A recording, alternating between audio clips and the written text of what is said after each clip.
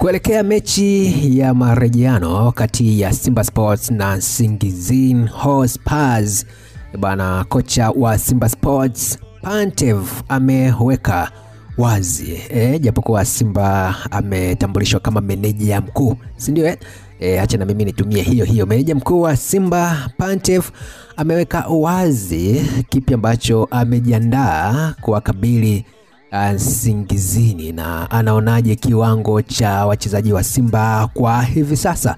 Kabla nikujuze hayo yote, basi mimi nikukumbushe kubonyeza neno subscribe kwa litasemeka subscribe na mambo yote yatakwenda vizuri zaidi. Usiache pia kubonyeza alama ya like na kucomment ili mambo yawe vyema kabisa. Mimi naitwa Swax ID ndo ambaye nakuwa na nguruma kwa hivi sasa. Meneja mkuu Pantev ameweka wazi kwamba anashukuru kuona kiwango cha wachezaji wa Simba kinazidi kuimarika kadri siku zinavyozidi kusonga mbele, na ushindi ambao waliupata hapo awali dhidi ya Nsingizini Hotspurs, yeye kama kocha hajaridhika nao kwa sababu alihitaji kupata bao nyingi zaidi. Kwa hiyo anaamini kwenye mechi ya marejeano ataenda kupata bao nyingi zaidi, na sio kwamba anawachukulia poa Nsingizini, hapana.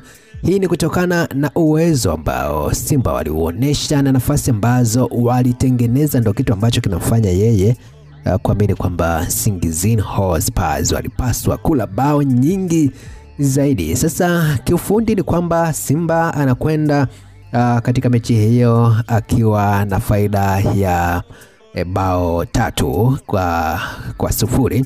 Manake ni kwamba Nsingizini na wao ili wapate kurejea kwenye mechi inabidi cha kwanza wahakikisha kwamba wanaichapa Simba bao 3-0 ili kulevel aggregate na kuwa 3-3, na hapo ndo mechi kwanza inakuwa inaanza upya, jambo ambalo kwa namna moja ama nyingine unaona kwamba ni gumu, japokuwa kwenye soka inatokea, si ndio?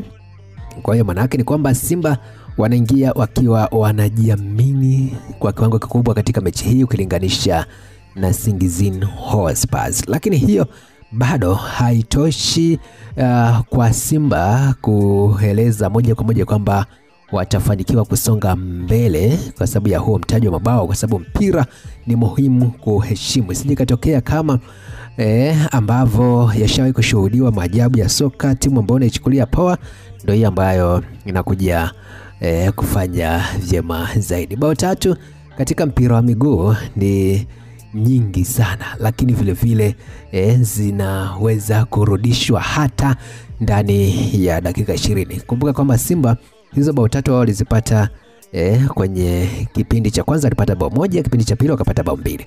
Kwenye wastani hapo nakuja naona kwamba hata Nsingizini wakizichanga karata zao vyema wanaweza kupata ushindi, jambo ambalo linahitaji pia juhudi za kutosha za Nsingizini, kwa sababu Simba anapokuwa kwenye dimba la Benjamin Mkapa huwa ni timu nyingine kabisa, inabadilika kabisa. Kumbuka kwamba pia kwa hivi sasa Simba watakuwa na faida ya mashabiki ukifuatia mechi ya awali ile ya first preliminary stage ile ya kwanza kabisa ile kabla kuja hapa kwenye hii ya pili, walikuwa wamefungiwa na CAF wasiweze mashabiki wao wasiweze kuingia dimbani, kwa walicheza bila mashabiki. Lakini hii hapa mashabiki wanakwenda kwa ajili ya kwenda kuanikiza na kuongeza nguvu, kutia shime au kuatia shime wapambanaji wa Simba. Kwa ni moja kati ya mechi ambazo ni nzuri na itakuwa ni vyema kuitazama ili kuweza kujua Simba atafanikiwa kutia mguu kwenye hatua ya makundi ama Nsingizini wataandika rekodi mpya kwa kuichabanga Simba. Yote kwa yote tukae tusubiri ni kipi ambacho kitatokea.